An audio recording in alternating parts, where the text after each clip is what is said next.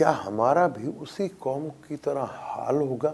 کیونکہ جو ان کے ہاں ہوتا تھا وہ ہمارے ہاں بھی ہو رہا ہے، لیکن ہمارے پاس قدرت کی طرف سے ایک موقع ابھی وقت ہے، کیا ہم اس وقت سے فائدہ اٹھا سکیں گے؟ کیونکہ جو کچھ کرنا ہے اب کرنا عوام نہیں ہے، کیونکہ تکلیف بھی عوام کو یعنی، کیونکہ جب بھی آپ قدرت سے ٹکر لیتے نا آپ ہمیشہ منہ کی کھاتے ہو، کیونکہ قدرت سے جب بھی نظام ٹکراتا ہے دنیا والوں کا سوائے ذلت کے علاوہ کچھ ہاتھ نہیں لگتا۔ السلام علیکم، میں ہوں آپ کا اسٹرالوجر سلیم سمی، خوش شانتی سیاست اور نجوم۔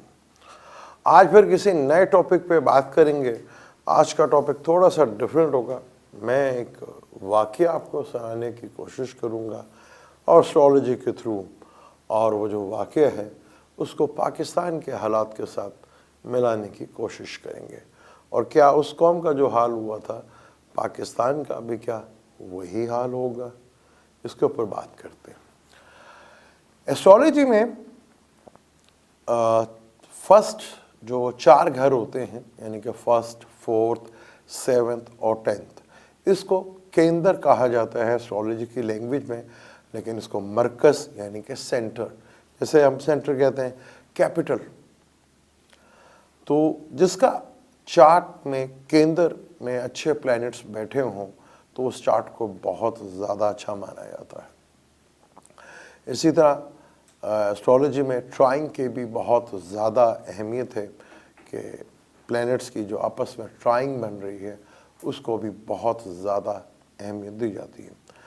پاکستان کے چارٹ میں اگر ہم دیکھتے ہیں تو پاکستان برج حمل بنتا ہے لگن سے، اور مون سائن سے کینسر بنتا ہے۔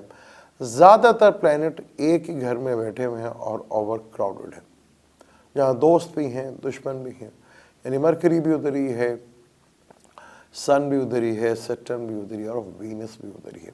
سیٹرن اور وینس کمبسٹ ہے۔ آج سیٹرن بالکل اپوزٹ، یعنی کہ بالکل 10th ہاؤس میں بیٹھا ہوا ہے، اور یہ ہمارے پاکستان کے بار چارٹ میں 4th ہاؤس میں، جو کہ عوام کا گھر ہوتا ہے، وہاں سیٹرن بالکل اپوزٹ، اور اگلے سال یعنی کہ جنوری، یعنی کہ جو 2 دن کے بعد اگلا سال شروع ہو رہا ہے، سیٹرن 8ویں گھر میں آ جائے گا، مون سائن سے بھی اور سیٹرن اور وینس اور مرکری سے بھی۔ تو یہ بڑا امپورٹنٹ ہوگا۔ 8واں گھر ٹرانسفارمیشنز کا بھی گھر ہوتا ہے، جو فلک کا پاکستان کا 11واں گھر بنتا ہے، عوام سے وہ 8واں گھر بنتا ہے۔ کیا پاکستان کی قوم میں ٹرانسفارمیشن آ سکتا ہے، بدلاؤ آ سکتا ہے، چینج آ سکتا ہے بڑے لیول کے اوپر؟ یہ بہت ہی امپورٹنٹ ہے۔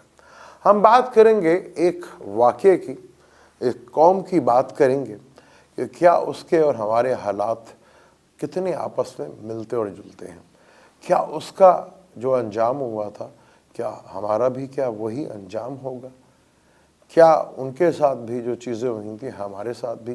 کیونکہ پاکستان کو اگر ہم دیکھیں دنیا کے ایسے خطے کے اوپر ہے جہاں اس کی جغرافی جو ویلیو ہے وہ بہت زیادہ بڑھ جاتی ہے، جہاں امریکہ کا اس کے اوپر انٹرسٹ ہوتا ہے، چائنا کا انٹرسٹ ہوتا ہے، یورپ کا، مڈل ایسٹ کا، یعنی کہ ہمارے انڈیا جو ہمارا پڑوسی ملک ہے اس کا بھی، اس کو ٹوٹنے کا جو یہ حصہ جو ہے جس جگہ جغرافی لحاظ سے ہے اس کی اہمیت تو دنیا میں کوئی انکار نہیں کر سکتا، کیونکہ دنیا کے ایسے جغرافی ماحول میں ہے جہاں دنیا کی بہت سی تجارت، بزنس اور بہت سی دوسری چیزیں کنٹرول کی جا سکتی ہیں۔ تو یہ خوش قسمتی ہے پاکستان کی، یہ کچھ اس طرح کے حالات ہیں، لیکن یہ بدقسمت قوم اتنا اچھا جغرافیہ ہونے کے باوجود یہ قوم، یہ عوام اتنی بدقسمت ہے کہ اس کے حصے میں صرف ذلالت اور غلامی کے علاوہ کچھ بھی نہیں آیا۔ تو بات کرتے ہیں ایک ایسی قوم کی جسے ہم نے سنا تھا، قرآن کا واقعہ ہے کہ وہ ناپ تول میں اور بزنس میں ڈنگی مارتے تھے، یعنی کہ بزنس میں کہیں نہ کہیں وہ جا کے ڈنڈی مار دیتے تھے۔ ये हमने सुना था। बाकी हमने ये सुना था कि वो छोटी सी कोई बस्ती होगी, वहाँ कोई छोटे मोटे लेवल का कोई इस तरह का कोई बेईमानी वगैरह होती होगी। अगर हम उस कौम की बात करें तो उस ज़माने की सबसे बड़ी कौम थी वो। दुनिया में जहाँ वो लोग रहते थे वो दुनिया का मेन सोर्स हब कहलाया करता था, यानी कि दुनिया का बिजनेस का हब कहलाया करता था वो। पूरी दुनिया से वहाँ ट्रेडिंग हुआ करती थी। वो लोग नाइंसाफ़ी करते थे, वो लोग कारोबार में बेईमानी किया करते थे। उनकी जो स्टाइल और जो उनके बिल्डिंग का स्टाइल था, आज 2022 में जहाँ इतनी टेक्नोलॉजी है, जहाँ इतनी सहूलतें हैं, आज तक ऐसी बिल्डिंग पॉसिबल ही नहीं है वो बना सके जो लोग वो पहाड़ों में बना चुके थे। और जो उनका पानी का निज़ाम था वो अक्ल को दंग करने वाला था। सराहा में जहाँ पानी की वैल्यू बहुत ज़्यादा हुआ करती थी, उनके यहाँ पानी का सिस्टम इतना खूबसूरत था, इतना सिस्टमाइज सिस्टम था वो, जिसको किस तरह उनकी ज़हानत और काबिलियत वो शो होता है कि किस तरह वो लोग पानी का इस्तेमाल किया करते हैं उस दुनिया में। और उस वक़्त पानी की अहमियत और सराह में पानी की अहमियत का अंदाज़ा वही लगा सकता है जो पानी की मुश्किलात में हो। खैर, यही तकलीफ़ आज दुनिया भर में है। जहाँ पानी के बहुत ज़्यादा सोर्सेस थे, वहाँ पे भी कहा जाता है कि पानी का इस्तेमाल बहुत देखभाल कर करें।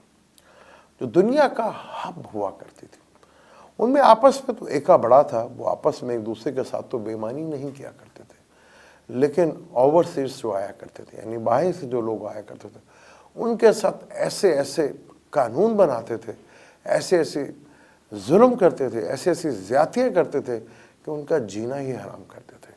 यानी कारोबार उनका बिल्कुल तबाह बर्बाद करते थे। जैसे हमारे पाकिस्तान में ओवरसीज का हाल, हमें उनका सिर्फ पैसा चाहिए, उनका वोट का हक डालने का कोई हक नहीं है।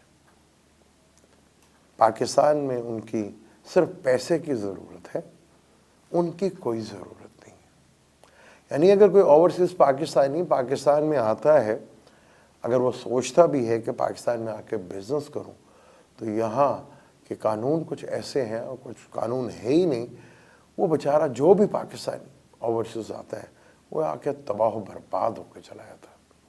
हम ऐसा कुछ करते हैं, वही कौम वही करती थी। हमारे यहाँ दुनिया की बड़ी इंडस्ट्री या जो कंपनी है क्यों नहीं आती? क्योंकि हमारे यहाँ दूसरों को लूटा जाता है। वही हाल उस कौम का था, वो लूटती थी, कानून ऐसे बनाती थी जैसे हमारे यहाँ पे है। एक तो होता है कि आप अपने गलत फैसलों की वजह से डूबते हैं या तबाह होते हैं, और कुछ फैसले गवर्नमेंट के होते हैं, कुछ ऐसे मैनिपुलेट करते हैं वो कि जैसे स्टॉक मार्केट है, उसको ऐसा दिखा देंगे कि भाई शायद यहाँ ऐसा कुछ हो जाएगा कि आप दिनों में अमीर हो जाएंगे, लेकिन पीछे चलता है कि सब फेक। वही उनकी सबसे बड़ी चीज़ थी। वो इस तरह के इकोनॉमिकल लोगों को, चीज़ों को हैंडल करते थे, जो बाहर से आने वाले लोग थे उनको हैंडल करते थे कि उनका जीना तक हराम कर देते थे। क्योंकि पानी उनके पास मेन सोर्स हुआ करता था, और तिजारत पूरी दुनिया में उस वक़्त यूरोप में, अरब में, चाइना में वहीं से हुआ करती थी। वो इस तरह नाइंसाफ़ियाँ करते थे, इस तरह तोलते थे कि लग तो रहा है कि सही तोल रहे हैं, लेकिन होता नहीं था। क्या वो जो ओवरसीज पाकिस्तानी तो जो अपने लोग थे, जो उनके हम ख्याल थे, वो तो सब एक थे। वहाँ पर एक नबी जो हज़रत शोएब अलैहिस्सलाम थे, वो उनको समझाया करते थे कि मत करो तुम ये नाइंसाफ़ियाँ, ये जुल्म मत करो।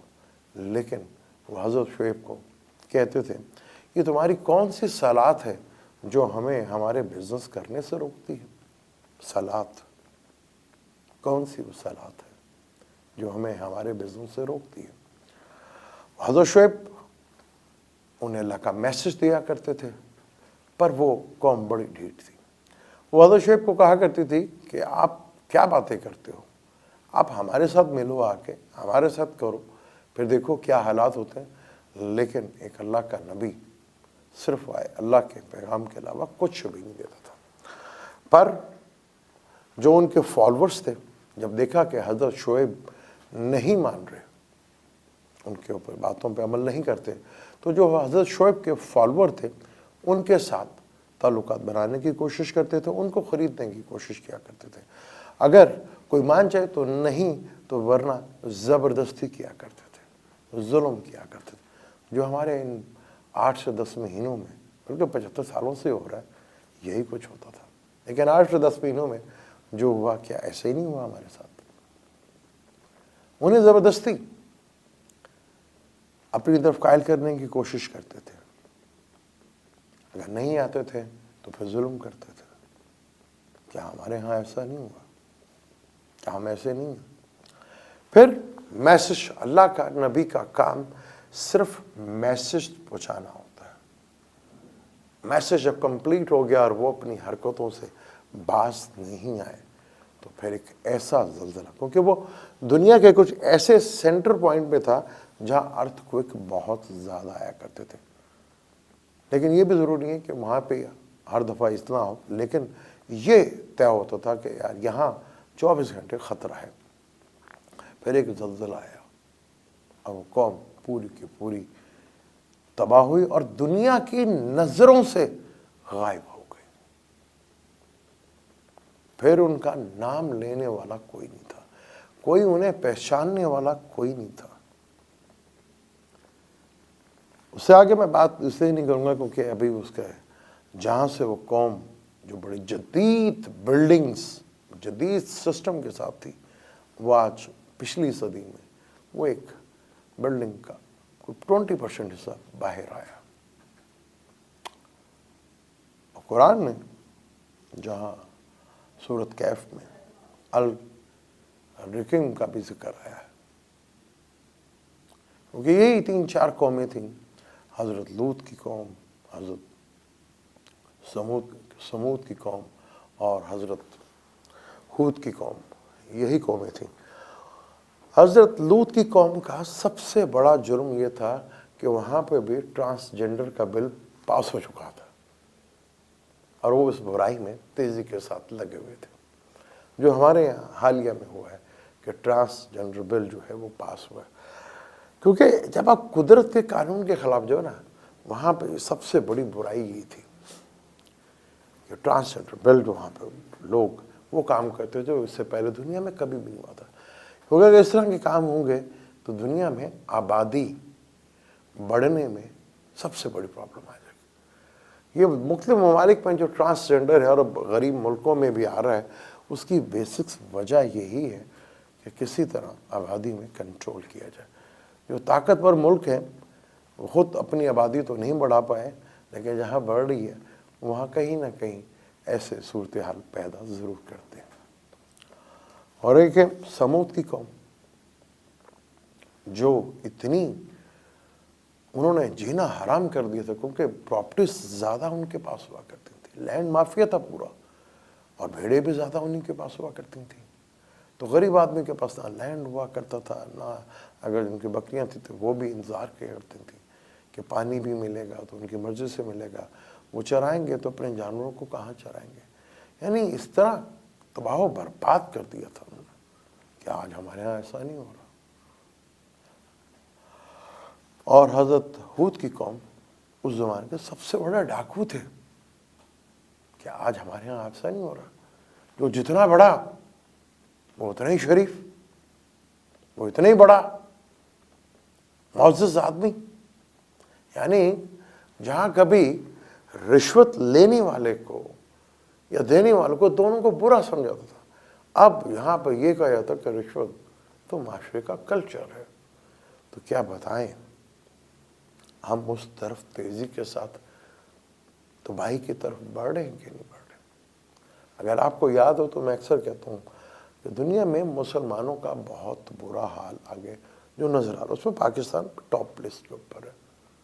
جو حالات چل رہے ہیں یہاں پر 2026 زیادہ دور نہیں ہے، کیونکہ واقعہ اگر ہم دیکھیں جو यूरोप में यहूदियों के साथ हुआ था, क्या मुसलमानों की भी वही हालत होने जा रही है? पाकिस्तान, जिसका डिफॉल्ट होने का पूरा इंतजाम हो चुका है, मार्च 13 तारीख को सीधा होगा। अभी तो खैर फिर भी 3 साल पड़े हुए हैं। क्या हम हैं इस काबिल कि हम ठीक हो सके? क्योंकि हम बैठे हुए हैं कि कोई हमें निकाले तो हम निकलेंगे, कोई हमें खड़ा करे तो हम निकलेंगे। ये आग अब घर घर आने वाली है। तो जो प्लैनेटरी कंडीशंस है, एस्ट्रोलॉजी में मून से 8वें घर में सैटर्न हो तो ढैया कहा जाता है। ढैया बहुत बुरा टाइम होता है। ये मैंने एक वर्ड्स ढैया के बारे में और ख़ास तौर पे चंद ज़ोडिक साइन के बारे में मैं क्या करता था कि इंसान की इज्जत नहीं होती, कुत्ते की इज्जत हो जाती है। इस तरह का बुरा टाइम आता है। और क्या पाकिस्तान से, सैटर्न से 8वें घर में, मरकरी से 8वें घर में, वीनस से 8वें घर में, शम्स से 8वें घर में सारे प्लैनेट आ रहे हैं। और ये सूरत हाल है। मून पाकिस्तान का जमनाए है, वहां से 9th में आ रहा है। और ट्राइंग किससे करेगा? मार्स के साथ, मून के साथ। मून का ताल्लुक बदलाव से है, मार्स का ताल्लुक कॉन्फ्लिक्ट से है, झगड़े से है, प्रॉपर्टी से है। तो और राहु केतु पाकिस्तान के ताले में बैठे हुए, यानी राहु बैठा हुआ है एरीज में और केतु बैठा हुआ है लिब्रा में। और ये अक्टूबर में विर्गो और पाइसेस में आ जाए। और ये जो 1.5 साल होगा अक्टूबर के बाद, ये पाकिस्तान के लिए बहुत तकलीफ दे वाला साल होगा। यानी कि पाकिस्तान तबाह हो जाए। कल हमारे लीडर्स कह रहे थे कि हमें अगर 5 साल का मौका मिल जाए तो हम तकदीर बदल देंगे। किसकी? अपनी या पाकिस्तान की, अवाम की? और एक बारिश ऊपर से, मेरी प्रेडिक्शन ही गलत होगी। मैंने तो कहा था कि बारिशें बहुत ज़्यादा होंगी, वो तो पता चला कि ऊपर से सैलाब आता, नीचे से पानी आता, ऊपर से सैलाब आता। मैंने तो प्रेडिक्शन की थी कि ऊपर से बारिश आएगी, वो मेरी प्रेडिक्शन ही गलत होगी। मुझे तो पता ही नहीं चला कि ऊपर से सैलाब आता। मुझे एक बात बताएं, थोड़ा कॉमन सेंस यूज़ करें। जो पीपल पार्टी की हालत है, सिंध की सीटें है ना ज़्यादा, पंजाब में महल गिनती से 6-7 होंगी ज़्यादा से ज़्यादा। क्या अकल इस चीज़ को तस्लीम करती है कि अगर इलेक्शन और यही इनके पास 30-40 सीटें हों, और अब तो शायद मुश्किल है कि सिंध में भी सीटें इतनी ज़्यादा उन्हें मिले, क्योंकि जो आज तक कराची में अपनी हुकूमत नहीं बना सके, कराची में कभी नहीं जीत सके, अब अकल कहीं से भी ये तस्लीम नहीं कर पाती कि पीपल पार्टी का वज़ीर आज़म आएगा। वो कैसे आ सकता है? वो जैसे वो मैंने हज़रत शुएब की कौम का जिक्र किया, हज़रत सालेह की कौम का जिक्र किया, हज़रत लूत की कौम का जिक्र, ऐसे हो सकता है। उस वक्त की जो इंतज़ामिया, इस्टेब्लिशमेंट, हुकूमत में ऐसे पॉसिबल है मिरेकल। क्योंकि हमारी जो कौम है ना, वो बहुत बिलीव करती है मिरेकल के ऊपर, तो वो मिरेकल के थ्रू तो पॉसिबल है। वरना इलेक्शन के थ्रू तो महल अगले 100 साल जन्म भी ले लें तो पीपल पार्टी तो शायद कभी भी ना आए। वो एक अलग कहानी है, वो चार्ट पढ़ेंगे, क्या उनकी बाप की ख्वाहिश पूरी होगी कि नहीं होगी, क्या वो उस दिन वो ख्वाहिश देखेंगे। वरना अकल तो कहीं से नहीं मानती। और जो हमारे हुक्मरानों की ख्वाहिशें हैं, अल्लाह माफ़ी अल्लाह शाफी, क्या हम उस तरफ तेज़ी से बढ़ रहे हैं? छोड़ें कौन आता है कौन नहीं आता, लेकिन बहैसियत कौम हम तो भाई के बहुत करीब तर जा रहे हैं, इसमें कोई शक नहीं। मैं काफ़ी अर्से से कहता आ रहा हूँ। करेंगे बात इसके ऊपर, मुख्तलिफ ममालिक से इंडिया का चार्ट को डिस्कस करेंगे और वहाँ के मुसलमानों के और वहाँ पर जो चीज़ें हो रही उसके ऊपर डिस्कस करेंगे। मुझे दें इजाज़त, लेकिन जाने से पहले चैनल को सब्सक्राइब कर लीजिएगा, बेल के बटन को जरूर दबाइएगा।